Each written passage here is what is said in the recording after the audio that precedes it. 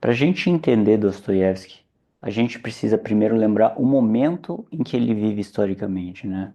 O momento histórico no qual ele está escrevendo os seus romances. E aqui a gente está falando de século XIX. Essa é uma época em que a Europa ela já estava começando a perder as bases religiosas, por assim dizer, que ditavam o sentido da vida até então. Hum? Então é a época em que a ciência ela começa a avançar com mais força. Somado a isso, a segunda revolução industrial, as novas máquinas, as mudanças urbanas que começam a ocorrer e transformar de forma radical o modo de vida das pessoas. A religião, nessa época, ela vai deixando de ser o centro de tudo, e com isso, aquele conjunto de valores morais e éticos bem estabelecidos até então vai começando a perder força. Com o iluminismo se defendia a razão, a ciência e a liberdade de pensamento como os novos guias e valores para a vida humana.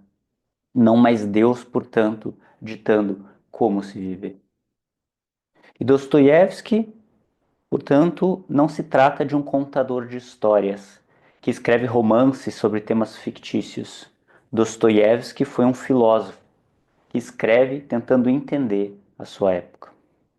A pergunta que Dostoiévski formula é: o que aconteceria com o ser humano quando o norte da vida, que já era dado pela religião, através dos seus dogmas, especificamente do judaísmo e posteriormente incorporados no cristianismo, fossem deixados de lado? O que aconteceria se a gente perdesse o nosso norte de vida já estabelecido? E é importante aqui, pessoal, a gente entender que a religião não era somente uma ideia abstrata, como hoje em dia é, né? Hoje em dia poucas pessoas vão na igreja e realmente pregam aquilo que a religião, o catolicismo, muito em voga aqui no Ocidente, nos coloca. É uma ideia já mais distante. Naquela época, não. É importante entender que a religião tinha um peso norteador. Não é somente hoje em dia a pessoa ter aquela correntinha da cruz, né, do pescoço como moda. Naquela época, a religião ela guiava toda a vida humana. O cotidiano, o dia a dia das pessoas, tudo isso era baseado em valores religiosos, né? Então, quando Moisés sobe lá no Monte Sinai, certo? Em um encontro direto com Deus, recebe as tábuas da pedra com as leis que deveriam orientar o povo de Israel: não matarás, não roubarás, não adulterarás, honrará teu pai e mãe, e assim por diante. As pessoas se baseavam nisso como valor de vida, como norte de vida. Esses eram os valores tradicionais estabelecidos. E isso guiava o dia a dia das pessoas, né? Então, o que aconteceria, pergunta Dostoiévski, se nós deixássemos de uma hora para outra de seguir esses preceitos com tanto afinco? Porque Dostoiévski já pressentiu o impacto existencial da perda de Deus, representada por seus valores morais, antes mesmo de Nietzsche declarar em seu Zaratustra: Deus está morto e nós o matamos. Dostoiévski percebeu, portanto, que a chamada fé tradicional estava enfraquecendo à medida que a ciência, o racionalismo e as mudanças sociais da modernidade ganhavam força. Para Dostoiévski, essa mudança de paradigma não é apenas uma questão assim pouca, irrelevante. É o tecido moral e a existência de toda uma sociedade que estava começando a se romper. O tecido costurado que dava sentido para a convivência e conveniência humana até então. Para os rituais do dia a dia, certo? Para a própria ideia de como viver, da própria ideia de como, do que é um ser humano que se tinha na época. Quando Deus e seus preceitos começaram a perder essa força, começou a ficar um vazio, um vácuo. E agora? Como que a gente deve viver? Nesse momento, o sujeito ele vai começar, o indivíduo, o ser humano, vai começar a assumir o lugar de Deus. No sentido de que agora o sujeito é o centro da coisa, é quem dita as regras. E não mais Deus dizendo o que eu tenho que fazer e eu só sigo. Agora eu sou dono do meu próprio nariz, do meu próprio umbigo. Como diria Nietzsche mais tarde em seus textos, Nós matamos Deus e sentamos em seu trono.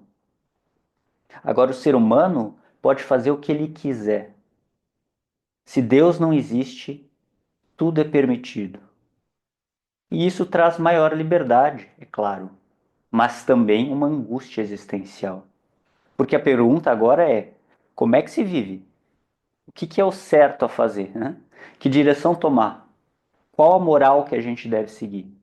Tiramos Deus, beleza, não seguimos mais essa moral, sentamos ali no trono e agora? Faço o quê? Me guio por onde? A sensação de ter um lugar seguro no mundo, portanto, ela começa a se desfazer à medida que essa troca foi acontecendo. Da queda de Deus e sua moral e do surgimento da modernidade, a ciência, a racionalidade, a ideia de indivíduo, o sentido individual da coisa mesmo. Cada um é responsável por si. Antes, tinha mais certeza, com base que a existência humana tinha um certo propósito dado por uma ordem superior. Faz sentido? Aí a ciência moderna vai avançando e essa segurança foi sendo corroída. Galileu mostrou que a gente não era o centro do universo. Darwin mostrou que a gente não é criado à parte dos outros animais, mas sim que a gente surge como fruto da evolução, como qualquer outro bicho que tem por aí. Freud mostrou que a gente não é senhor nem na nossa própria morada, como ele dizia. A gente não controla nem nossa mente. É o inconsciente que manda na parada. Quer dizer, essas feridas narcísicas vêm para abalar ainda mais a confiança no sentido dado à existência. Se antes a gente tinha um lugar no mundo e um propósito, agora nós estamos aí, livres, leves e soltos, vagando num eterno nada.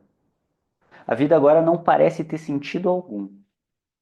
Estamos ali, como grãozinhos de areia cósmica vagando aleatoriamente pelo universo, por mero acaso. E no meio desse cenário, sem Deus, sem certezas e sem lugar qualquer privilegiado no mundo, o ser humano ele começa a se ver diante de um vazio imenso, tendo que construir sozinho uma razão para viver, ou de naufragar na ausência dela. A muitos isso chama niilismo. Muitos chamam isso de niilismo. O niilismo é a perda dessa âncora que antes dava forma à vida, a perda dos valores que sustentavam as escolhas, né? Os compromissos e o próprio sentido da existência.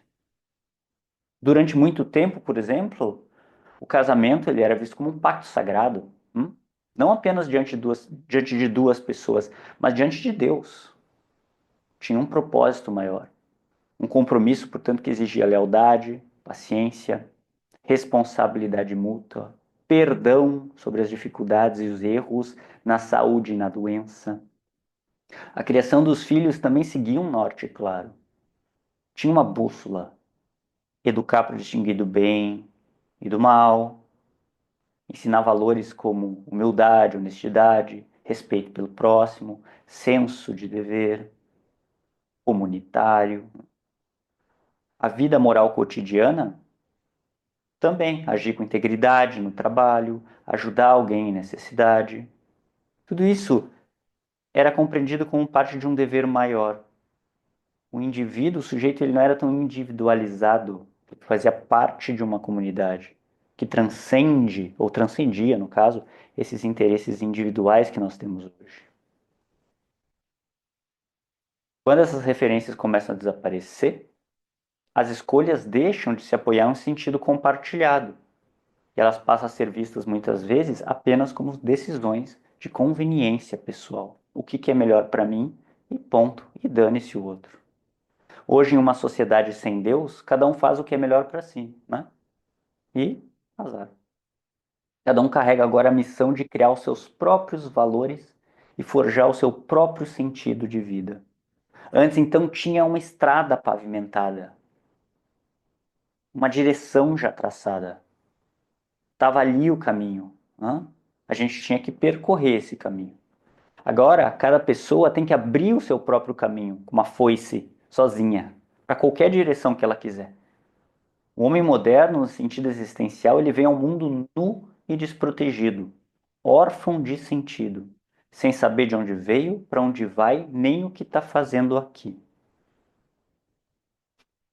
Veja, portanto, como a vida que antes tinha marcos claros e definidos começa a ficar solta e desestruturada, sem rituais e sem narrativas. De repente, então, nós somos livres para fazer qualquer coisa, mas o que sobra é uma liberdade vazia. Uma liberdade que precisa ser preenchida de sentido pelo próprio indivíduo sozinho. Não tem mais um enredo coletivo que diga o que é bom, o que é esperado, o que vale a pena. Cada um precisa agora se inventar e se reinventar toda hora, né? Traçar o próprio caminho todos os dias, a partir do zero. E nessa dinâmica, ser livre vira uma obrigação permanente de estar sempre em movimento, criando, se recriando, se provando, se afirmando, se desafiando, se inventando a toda hora. Só que isso cansa, isso gera insegurança, isso gera ansiedade, gera uma sensação de insuficiência crônica. Porque agora o peso da existência não é mais esse peso compartilhado, coletivo, em que nós estamos ancorados em um porquê de existir. Agora ele é individual. Ele cai inteiro sobre os nossos ombros. E não tem porquê nenhum. Cada um tem que inventar o seu porquê. É importante salientar que não é que os valores cristãos aqui, e até para Dostoiévski, fossem a verdade absoluta, né? Ou que aquela época ela fosse moralmente superior. Não se trata de criar uma realidade idílica, que tudo era perfeito. Longe disso. A própria Igreja Católica, aliada ao poder de Constantino na época, usou muito o cristianismo como ferramenta de dominação e controle. Todos sabem muito bem essa história, inclusive, né? E Dostoiévski, ele era profundamente crítico da Igreja como instituição de poder, especialmente a Igreja Católica Romana e seu alinhamento político da época, né?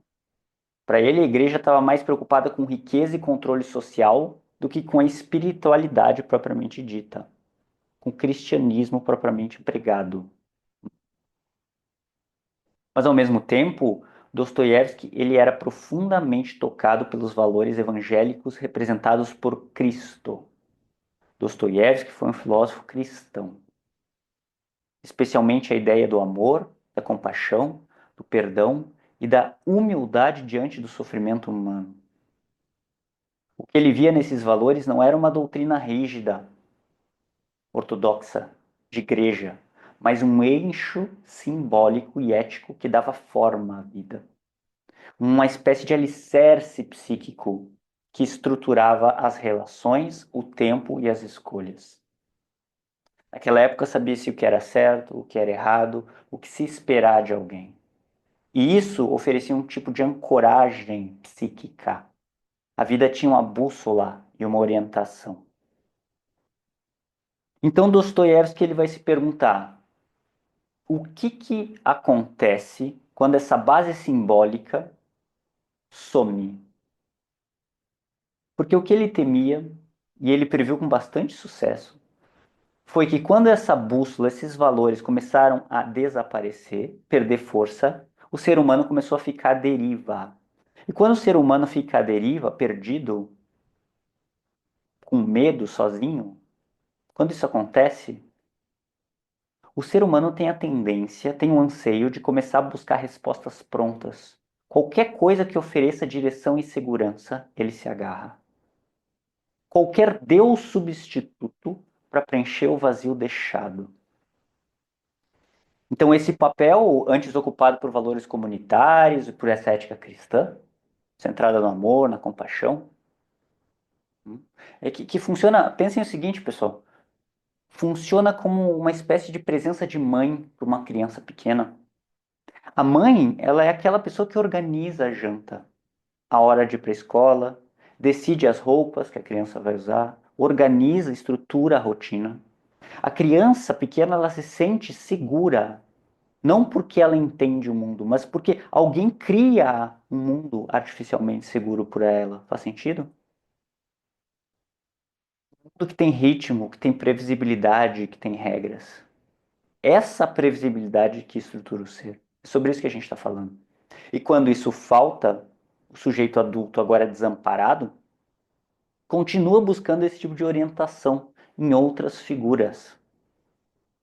Hoje, portanto, a gente é uma espécie de órfão existencial, por assim dizer. Órfãos de sentido. E aí nós vamos buscar as respostas em qualquer coisa que aparecer. Em influenciadores de internet que falam firme, com voz grossa e convicção, né? Que dão comandos claros, do tipo, olha, vai lá, arruma a tua cama todos os dias e aí a sua vida vai se ajeitar. Ou coaches existenciais que prometem fórmulas para felicidade, né? Ou pior, a ideia de que você tem que acreditar em você. Acredite em si mesmo. Quer algo mais egóico que isso? Eu acreditar em mim mesmo. Antes as pessoas acreditavam em Deus e participavam da comunidade. Agora não tem mais nada disso, eu tenho que acreditar. O que sobrou? Eu mesmo, eu tenho que acreditar em mim mesmo, né? E aí a pessoa começa a ter que performar na vida, certo? Fazer algo de marcante para validar a sua existência. De forma o quê? Individualizada. Cada um por si. E isso esgota o sujeito. E é assim, e tem mais, quando as coisas dão errado, a culpa é do próprio sujeito. Ou seja, agora você carrega sozinho o peso da sua própria vida e do seu corpo, da sua saúde e da sua doença, do seu sucesso ou do seu fracasso. Não mais Deus, mas você sozinho. É só você somente que carrega esse peso, ignorando completamente as contingências ou o coletivo que antes sustentavam isso. O sujeito, portanto, ele vira uma ilha, isolado, sobrecarregado, esmagado por uma responsabilidade que antes era divina, amparada, sustentada coletivamente. Só que Dostoiévski, ele não fica discutindo essa crise que nós estamos falando num sentido de uma teoria fria, abstrata. Ele não faz livros teóricos sobre isso. Ele faz é colocar essa problemática nos seus romances. Ele encena essa passagem entre um mundo estruturado por valores e um mundo atravessado pelo vazio, com a morte de Deus. Ele estressa essa ferida até o limite do possível. Por isso os personagens de Dostoiévski não são mundanos. Você não vai encontrar nos seus livros personagens com dilemas pequenos, questões cotidianas. Não, eles são intensos, eles são quase caricatos, teatrais, no sentido de que eles vivem crises existenciais de forma extremada. Eles encenam de corpo e alma, portanto, o colapso de sentido que Dostoiévski estava tentando mostrar. Peguemos o livro Crime e Castigo, por exemplo. Em Crime e Castigo, Raskolnikov, ele é um jovem estudante pobre, em condições miseráveis, morando em São Petersburgo. E aí ele desenvolve lá no apartamentinho dele uma teoria própria. A de que certos indivíduos extraordinários, como Napoleão, por exemplo, Napoleão Bonaparte, esses indivíduos têm o direito de ultrapassar a moral comum em nome de um bem maior. Ou seja, se o objetivo final for nobre, esses indivíduos eles poderiam cometer atos considerados criminosos, como assassinato, por exemplo, sem que isso fosse realmente um mal. Eles estariam acima da moralidade vigente. Movido por essa ideia e pela miséria que ele vivia, Raskolnikov, ele resolve então matar uma velha, como ele mesmo diz, uma velha agiota, uma mulher mesquinha que tinha ali perto nas redondezas, que era uma mulher que lucrava em cima do desespero alheio. Na cabeça do Raskolnikov, eliminar essa velha não só seria justificável, como traria um benefício à sociedade. E coincidentemente, ao mesmo tempo resolveria seus próprios problemas financeiros. Ele ia ficar com o dinheiro da velha, né? Pasmem que essas soluções mirabolantes que nós criamos na nossa consciência para fazer o bem das coisas, coincidentemente sempre acaba também nos beneficiando, né? Então percebam aqui como Dostoiévski, ele tensiona através de Raskolnikov a ideia de que o que acontece quando alguém está além do bem e do mal? O que acontece quando alguém cria as suas próprias regras, cria a sua própria moral? Se Deus não existe, vamos criar nossa própria moral. Ele estressa isso ao limite do não matarás. Como agora não existe Deus, né, dane-se. Os fins para Raskolnikov justificam os meios, então ele faz o que é melhor para ele. Aí Raskolnikov vai lá e comete o assassinato. Ele mata a tal velha. Mas o curioso é que isso acontece logo nas primeiras páginas do livro. E logo depois do assassinato, a realidade do ato, ela começa a corroer a teoria que ele tinha construído. Que alguém consegue ficar acima disso. Por quê? Porque a culpa, a vergonha e o tormento começam a se instalar na cabeça de Raskolnikov de uma forma insuportável. Ele vai passar então o resto do livro, cerca de 300 a 400 páginas, corroído em pensamentos e sentimentos sobre o ato que ele fez, sobre ter se tornado um assassino. Ele não consegue, portanto, reparem, se encaixar no perfil do que Nietzsche chamaria do além-homem, do super-homem, que está além de uma moral. Algo idealizado para Dostoiévski. A sua própria consciência não deixa ele em paz. Ao ponto que Raskolnikov vai numa crescente até adoecer fisicamente e mentalmente. Ele se isola e acaba, no fundo, desejando ser punido para aliviar o peso da culpa do ato que ele cometeu. Então, no final do livro, ele confessa o próprio crime. Não porque alguém estivesse apertando ele, mas de livre e espontânea verdade, para aliviar o peso do que ele carregava. É o peso da culpa que destrói Raskolnikov por dentro. A punição legal, a prisão, vem depois, quase como uma formalidade. Mas o verdadeiro castigo ele já estava consumado aqui, ó, na consciência do personagem. Já no livro Irmãos Karamazov, considerado por muitos a obra-prima de Dostoiévski, Freud e Nietzsche chegam a dizer que esse é o maior romance já escrito, e realmente é muito belo. Neste livro, Irmãos Karamazov, e é uma história que gira em torno de um parricídio, o assassinato do próprio pai, que se chamava Fyodor Pavlovich, né? Fyodor Pavlovich. Esse era o pai, e ele tinha alguns filhos. Mas esse pai era um homem corrupto, vulgar, cruel, que desperta ódio nesses filhos. E aí ocorre um assassinato também. Reparem o tensionamento dos acontecimentos. Só que de um próprio filho que mata o pai. E aqui o parricídio não é só um crime familiar. Ele também tem um peso simbólico de matar o pai, nesse sentido, pai com P maiúsculo, né? Matar a própria ideia de Deus, da autoridade suprema, da ordem da moral. Então, nesse livro, um dos filhos do velho assassinado, ele se chama Ivan Karamazov. E com esse personagem, no Ivan Dostoiévski, ele trabalha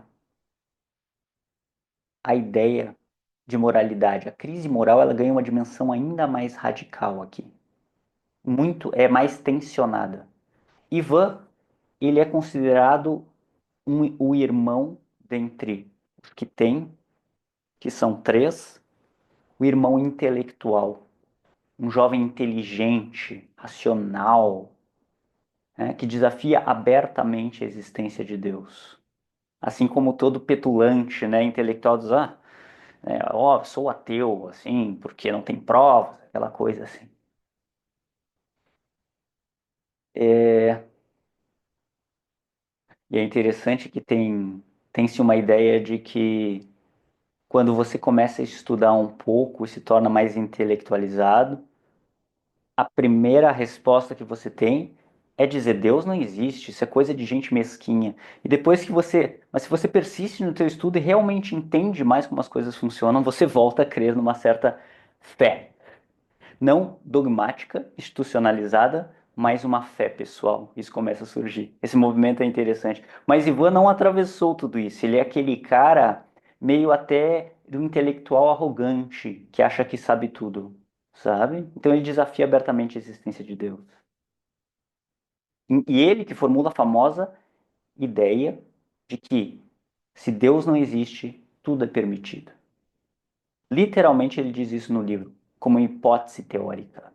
Ou seja, se não tem uma autoridade divina, não tem mais o que é bem e mal, não tem mais regras a serem seguidas, eu não vou mais para o inferno, não haveria fundamento último para o bem e mal, nem para uma responsabilidade moral. Eu posso fazer o que eu quiser, tudo é permitido. Percebam o tensionamento aqui que Dostoiévski coloca nesse personagem. Agora, não é Ivan que mata Fyodor, o pai. Não é ele que executa o seu pai. Mas o Ivan acaba tendo um papel importante no caminho que leva até o assassinato. Em conversas com Smerdyakov, que é seu meio-irmão, são três irmãos oficiais e um meio-irmão, que é filho ilegítimo do Fyodor com uma criada. E o Smerdyakov, ele vive, por ser filho ilegítimo, meio à margem, né, da coisa. Ivan expõe essa visão teórica de que tudo é permitido se não existe Deus para Smerdyakov. E esse Smerdyakov, ele já carregava mágoas e ressentimentos contra o pai na sua vida. Porque o Fyodor, que é o pai, não era um cara agradável. Pouca gente gostava dele, né? E ainda mais a relação com um filho que ele não assumia. Esse filho que não assumido, ele guardava mágoas em relação ao pai. O Smerdyakov, então, ele escuta essas ideias do Ivan, de que não existe uma moral, etc. E ele interpreta, de certa forma, isso como se fosse uma autorização indireta para agir, para cometer o ato de assassinar.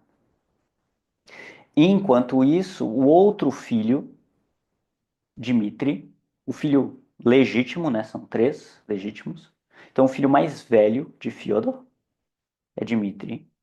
Ele também tinha um ódio declarado contra o pai, tanto por disputa de herança, quanto por eles estarem apaixonados pela mesma mulher. Tá?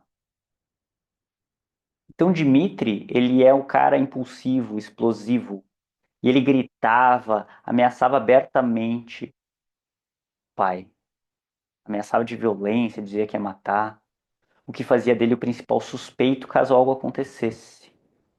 Ele também alimentava um ódio contra o pai, ok? De novo, tanto por disputas de herança quanto estarem apaixonados pela mesma mulher. Quando o assassinato ocorre, todo mundo ou tudo aponta para Dmitri, que era o mais explosivo, que gritava com o pai. Mas na verdade quem mata Fyodor é Smerdyakov, esse meio-irmão, encorajado pelas ideias do Ivan, que é o intelectual que fica ali atrás da mesa, pensando, pensando, pensando, dando ideias de um mundo como que seria, mas nunca agindo. E Smerdyakov age muito esse assassinato, tendo quase a certeza de que Dmitri levaria a culpa, porque estaria na cara que ele, por ser mais explosivo e brigar com o pai sempre, teria matado o pai. Então veja que como cada irmão, à sua maneira, carrega parte da responsabilidade pelo crime. Mas ninguém assume, ninguém tem a coragem, porque cada um deles tenta se eximir da culpa. Ninguém quer assumir a responsabilidade. Só que vejam o que acontece após o assassinato. Não? Depois da morte do pai, Ivan, que é esse intelectual, que diz que tudo é permitido, né? Intelectual ali de biblioteca, que nunca pegou numa arma na mão, mas que ajudou a criar o clima e a justificativa pelo crime. Ivan, ao exemplo de Raskolnikov em Crime e Castigo, começa a ser consumido pela culpa até ser levado à beira da loucura. O mesmo processo ocorre. Observem, portanto, como os personagens não conseguem sustentar seus atos apenas com uma base e uma moral própria constituída pela razão. Eles são consumidos por sentimentos humanos mais profundos. Culpa, medo, desespero. É assim com Raskolnikov em Crime e Castigo, que tenta justificar racionalmente o assassinato da velha, mas logo é esmagado pelo peso da culpa. e sofre por isso. E é assim também com Ivan e os irmãos Karamazov, que mesmo não tendo matado diretamente o pai, carrega esse peso da responsabilidade moral. Ele acaba afundando no próprio desespero por causa disso. Nenhum deles suporta a ideia de viver, no fundo, em um mundo sem uma âncora moral sólida. É isso que Dostoiévski está nos mostrando. No papel parece bonito, além do bem e do mal, eu vou criar meus próprios valores, eu posso fazer o que eu quiser, mas na hora do vamos ver, eles não aguentam o tranco. Logo, Dostoiévski, em seus romances, de sua fase mais madura, ele tenta nos alertar. Quando o ser humano rompe com a autoridade moral superior, quando já não reconhece mais nenhum princípio absoluto acima de si mesmo, ele não se liberta, ele se perde. Os seres humanos não têm força o suficiente, vai dizer Dostoiévski, para criar suas próprias tábuas de salvação. Sem um eixo que dê sentido à existência, a liberdade ela vira um fardo, algo pesado de carregar. E o próprio desejo humano, sem limites, ele vai acabar conduzindo a culpa, conduzindo ao desespero e às vezes à autodestruição, como ocorre com esses personagens. Agora, reparem em algo importante. E aqui nós vamos entrar no antídoto de Dostoiévski para esse mundo nihilista, sem sentido, esse mundo autocentrado, egoísta. Aqui entra o antídoto de Dostoiévski. Para quem já leu os romances dele, vai perceber que depois do crime e do sofrimento, o que esses personagens buscam, via de regra, no final de suas trajetórias trágicas, o que quase sempre aparece,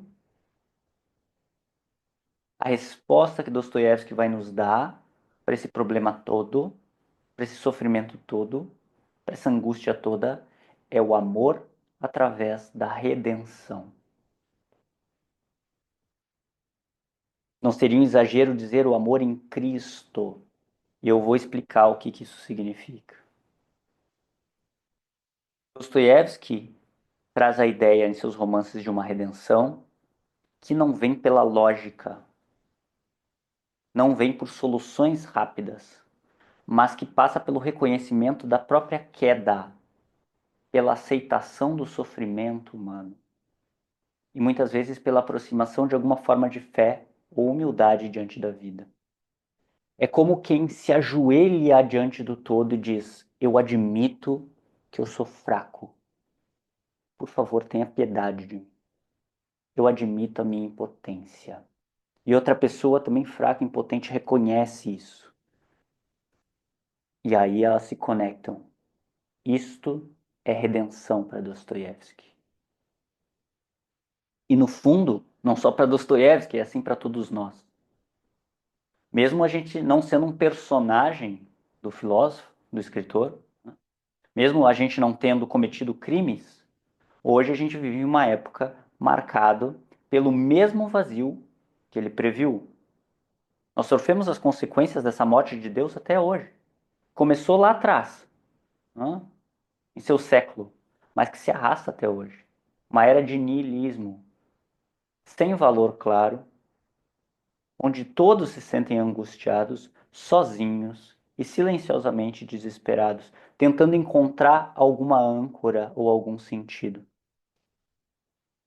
E aí a fórmula de redenção que Dostoiévski propõe é: reconheça a própria fragilidade, aceite a dor,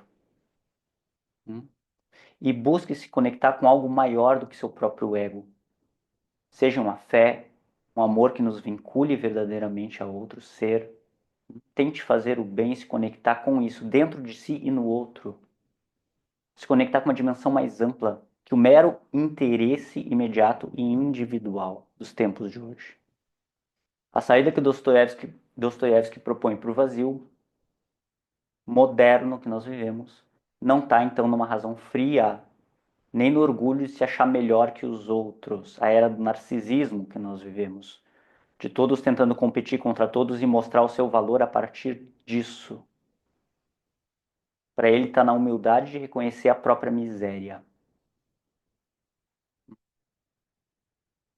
Esse amor que ele defendia não exige que a pessoa esteja pronta, curada. Pelo contrário, é o amor que nasce no chão, onde ninguém é inocente, de um ser humano faltante. Um amor que olha para algo ou alguém que errou e não abandona. Que vê o que tem de mais baixo no outro e mesmo assim permanece. E também dá coragem de admitir: eu também sou falho, mas ainda assim eu estou aqui. É nesse encontro de imperfeições, quando ninguém finge mais ser o que não é, né? Que hoje todo mundo finge ser uma maravilha, que está tudo resolvido. É nesse encontro de imperfeições, em que a gente não finge mais ser aquilo que a gente não é, e a gente admite o que a gente é, que pode se aparecer no campo da vida possibilidades de conexões mais autênticas. É aí que Dostoiévski encontra uma possível saída através da redenção, da pura troca humana e perfeita. Quer ver como isso aparece em seus romances? Voltemos ao Crime e Castigo. O final do livro talvez traz um dos exemplos mais fortes dessa ideia de redenção dostoiévskiana. Lembram da história? Crime e Castigo. Depois de Raskolnikov matar a velha agiota, tentando justificar o assassinato com argumentos racionais, ele não consegue, ele começa a se perder em sofrimento, a culpa vai se acumulando, ele se isola do mundo, fica sem paz, fica sem sentido, até que para aliviar a culpa ele decide se entregar de livre e espontânea vontade. Quando ele se entrega, ele confessa o crime, ele é preso, condenado e levado à Sibéria para trabalhos forçados. Essa é a história. E aí termina o livro. Mas tem uma parte posterior, um capítulo extra, vamos dizer assim, que Dostoiévski sempre utiliza, um epílogo, que é o que aconteceu com esse personagem depois disso. E aí que entra até o ponto auge da história, no epílogo, é depois da história. E aí que entra também a Sônia. Sônia, ela é uma personagem muito importante, que ela traz o simbolismo dessa redenção cristã. Ela é uma jovem pobre, que havia sido levada à prostituição para sustentar a família depois da morte do pai dela. Então ela sempre viveu à margem, por assim dizer. Ela é uma pessoa que carrega uma fé simples, ela é humilde, mas ela é firme nos seus valores. E quando Raskolnikov é mandado para a Sibéria, ela escolhe acompanhar ele na Sibéria, mesmo depois do crime. Mesmo eles não tendo nenhum tipo de relação fixa. Não era marido e mulher, nem nada do tipo, tá? Mesmo depois da condenação dele. Ela não julga ele. Até mesmo quando ele já tinha desistido dele mesmo, Raskolnikov ele era um personagem completamente já apático, já meio, tá, vão me prender, me prendam, não estão nem aí, eu vou lá. Virou uma espécie de autômato na vida. Mesmo assim, quando Raskolnikov vai para a Sibéria cumprir pena, a Sônia vai atrás. Ela se muda para uma vila, ela deixa tudo, deixa o lugar que ela mora, e ela vai para uma vila próxima da prisão onde ele está. E ela fica ali numa casinha perto da prisão, vivendo em condições precárias, só para estar perto de Raskolnikov, só para poder visitar ele. E durante os meses, Raskolnikov continua sendo frio e fechado e indiferente. Esse autômato. Ele não dá bola para ela, inclusive lá quando ela vai atrás. Ele não reconhece ou se importa muito com ela, ou o que está acontecendo, ou o que ele está fazendo. Mas mesmo assim, Sônia vai. Quando pode, ela visita ele. Quando ela não pode entrar, onde ele está, no estabelecimento da prisão, ela senta do lado de fora da prisão e fica ali em silêncio, só para poder estar presente fazendo companhia para ele. Sem cobrança, sem julgamento, sem exigir nada. Ela só vai. Até que em um momento, Raskolnikov ele para diante de Sônia e acaba tendo a sua armadura quebrada, por assim dizer. Vejamos o relato no livro, a cena que eu vou narrar para vocês, tá? O momento onde isso acontece, onde a redenção acontece. Essa cena ela acontece numa casinha simples, perto da colônia penal, onde os presos eles podiam receber visitas especiais, tá? Vou narrar para vocês a passagem. Estavam a sós. Ninguém os via. A essa altura, a escolta havia voltado. Como isso aconteceu, nem ele mesmo sabia. Mas de repente, alguma coisa pareceu impeli-lo e lançá-lo aos pés dela. Reparem, a narrativa diz: uma força o fez ficar de joelhos.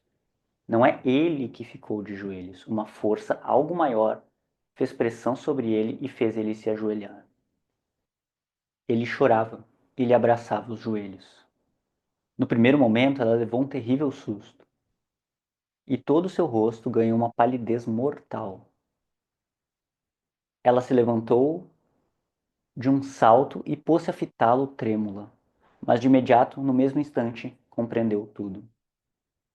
Em seus olhos brilhou uma felicidade infinita. Ela compreendeu, e para ela já não havia mais dúvidas. E ele a amava. A amava infinitamente, e que enfim chegara esse momento. Eles queriam falar, mas não conseguiam. As lágrimas estavam em seus olhos. Os dois eram pálidos e magros, mas nesses rostos doentes e pálidos já raiava a aurora de um futuro renovado, pleno de ressurreição e vida nova. O amor os ressuscitara. O coração de um continha fontes infinitas de vida para o coração do outro. Decidiram esperar e suportar. Ainda lhe restavam 7 anos. 7 anos aqui, pessoal, de pena, né? No caso, para o Raskolnikov cumprir. Mas até então, quanto suplício insuportável e quanta felicidade sem fim. Mas ele ressuscitou e o sabia. Sentia todo o seu ser plenamente renovado. E ela, bem, ela vivia só da vida dele. Na noite do mesmo dia, quando o quartel já estava fechado, Raskolnikov, deitado em seu beliche de madeira, pensava nela. Nessa noite, ele não conseguia pensar de forma demorada e constante em nada. Não conseguia concentrar o pensamento em qualquer coisa. Agora ele não resolveria nada de modo consciente. Apenas sentia. A dialética dera lugar à vida. Percebam, portanto, neste trecho de Crime e Castigo, como o processo de redenção se dá através de uma reconstrução lenta, dolorosa, feita da aceitação da própria miséria e da abertura para ser amado, mesmo sem merecer. Não é um amor romântico, portanto, é um amor de doação, de sacrifício e de envolvimento com a miséria humana, a nossa e a do outro. No fundo, é essa a resposta que Dostoiévski oferece. Não foi o castigo, ou não é o castigo que salva. É a capacidade de se deixar tocar, de aceitar o perdão, de reconhecer que a vida só encontra algum sentido real na relação viva com um outro. O amor o salvara. O coração de um começou a emanar infinitas fontes de vida para o coração do outro, vai dizer Dostoiévski.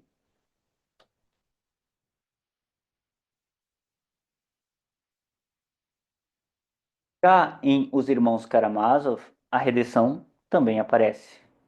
Dessa vez sentida através de Alyosha, o irmão mais novo de Ivan e Dmitri. Lembram que Fyodor, o pai que for assassinado, tinha 3 filhos? O intelectual, o sanguíneo, Ivan, Dmitri, e agora Alyosha. É com Alyosha que reside o nosso herói de redenção neste livro. E o curioso é que logo na introdução do livro, antes mesmo de começar a história, uma espécie de prefácio, Dostoiévski ele nos chama atenção para Alyosha. Ele nos convida a olhar com atenção esse personagem. E ele avisa: Ora, olhem pessoal, embora ele pareça um personagem comum, discreto, ele é o verdadeiro herói da minha história, que a gente vai ler. Embora muitos de vocês leitores possam não entender o porquê. Hum. Alyosha, ele é um jovem simples e religioso. No início do romance, ele vive numa espécie de mosteiro. A figura dele representa um personagem que, apesar das dores, tenta se manter fiel à bondade e à compaixão desde sempre, sem se deixar contaminar pelo orgulho, pela amargura ou pelo desespero. Ele é semelhante ao papel que Sônia faz em Crime e Castigo. Um personagem que não se deixa corromper. Ele não é como Raskolnikov, do próprio Crime e Castigo, que carrega essa culpa de um crime, e aí passa por um processo longo de sofrimento e acha a redenção. Tampouco ele é intenso e conflituoso quanto os seus irmãos, né? Ivan, o intelectual, atormentado pelo problema do mal e perda da fé, e Dmitri, o impulsivo, sanguíneo, colérico, que está dividido entre o prazer e a culpa. Alyosha, o terceiro irmão, ele é diferente. Ele enfrenta o mesmo mundo duro e corrompido, o mesmo pai difícil de lidar, mas ele escolhe, dia após dia, não se perder de si mesmo. E isso, sim, para Dostoiévski, é um verdadeiro herói. Não por grandes feitos ou crises intensas que ele sofre, mas por ser humano e simples, fiel aos seus valores. A força de Alyosha, ela está naquilo que Dostoiévski valorizava profundamente. Uma fé prática, uma fé vivida. Não fé de dogmas ou teorias abstratas, racionalizante, né? Mas uma fé que se traduz na presença, na escuta, na compaixão pela dor do ser humano. Então, enquanto seus irmãos eles se debatiam de orgulho, desespero e raiva, Alyosha se torna um ponto de esperança, porque silenciosamente ele resiste à tentação do cinismo. É como se Dostoiévski dissesse pra gente: o que importa não é vencer no mundo, é não se perder de si. E essa semente silenciosa que o Alyosha carrega dentro dele, do amor cristão, portanto, ela vai aparecer de uma forma muito bonita, muito forte também no final do romance. De novo, nós vamos viajar agora para o epílogo do livro, para o final da história, mas não de Crime e Castigo, de Irmãos Karamazov. Então a história é o parricídio, depois de toda a tragédia envolvendo a família, a disputa entre irmãos que odiavam o pai e tudo mais, um colérico, outro racionalista, cheio de ideias, mas que eles não conseguem sustentar elas na prática. Depois de tudo isso, Alyosha aparece no epílogo do livro em uma cena em que ele está consolando um grupo de crianças da cidade. São todos amigos de Ilyushka, um menino pobre que morreu após uma longa doença. Então, no encerramento do romance, Alyosha ele se reúne com essas crianças em torno do túmulo desta criança que morreu, o Ilyushka. E ele diz: eu vou ler para vocês agora as palavras que Alyosha diz para essas crianças, ok? Vamos lá. Senhores, gostaria de lhe dizer uma palavra aqui, neste mesmo lugar. Os meninos o rodearam e imediatamente cravaram nele seus olhos, cheios de expectativas. Senhores, vejam, brevemente nos separaremos. Por enquanto vou ficar algum tempo com os meus dois irmãos, um dos quais irá para o degredo e o outro está à beira da morte. Mas logo deixarei essa cidade, talvez por muito tempo. E então nós nos separaremos, senhores. Combinemos aqui, juntos a perda de Yushka, lembrando que eles estavam reunidos frente ao túmulo da criança, certo? Combinemos aqui que nunca esqueceremos, em primeiro lugar, de Yushka e, em segundo, uns aos outros. E que, independentemente do que mais tarde venha acontecer em nossas vidas, mesmo que nós passemos 20 anos sem a gente se ver, ainda assim haveremos de recordar como sepultamos o pobre menino a quem todos passamos a amar.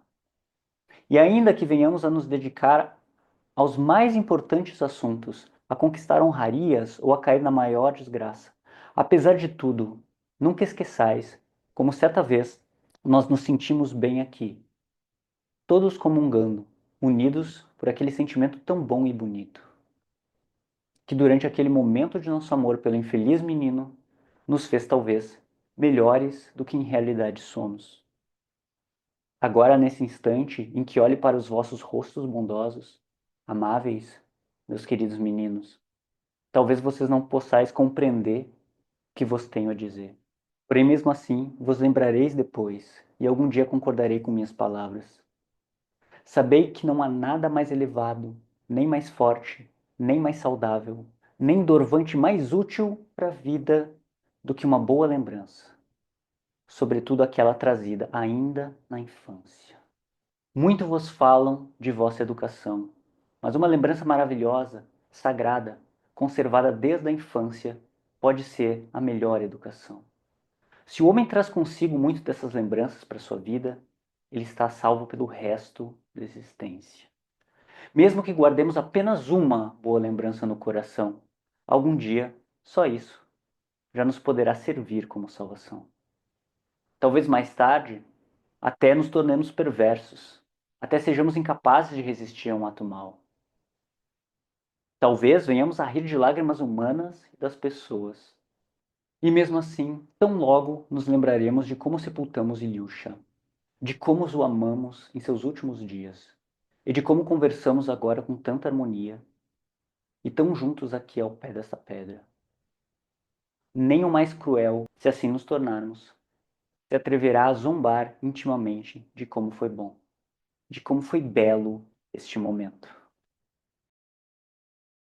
No fundo, é essa resposta que Dostoiévski oferece. Não se trata aqui de grandes feitos, grandes sistemas filosóficos que a gente cria, grandes ideologias, raciocínios complexos, ideias revolucionárias, soluções espetaculares. Se trata apenas que cada um consiga preservar de humano dentro de si aquilo que é humano, mesmo quando tudo parece desmoronar ao redor. Esse é o amor no sentido de permanência. É essa semente que Alyosha planta nas crianças naquele momento ali da cena, do sepultamento de Ilyusha, e em todos nós. Um amor simples, vulnerável, vivido e compartilhado, que nos faz melhores do que em realidade nós somos. O sentido da vida para Dostoiévski, ele está em Cristo, não como dogma, mas como símbolo vivo de amor pela imperfeição humana, pela humildade e cuidado de si e do outro. Sem esse eixo, ele acreditava, o ser humano se perde, afunda a partir da total ausência de sentido nihilista, afunda no orgulho, na razão fria e no egoísmo. Viver à altura desse ideal para o filósofo, com autenticidade, com compaixão e com uma certa coragem de amar, mesmo de forma falha, em meio ao sofrimento humano do dia a dia, é talvez o que ainda pode nos salvar. Eu espero que vocês tenham gostado da aula. Até a próxima.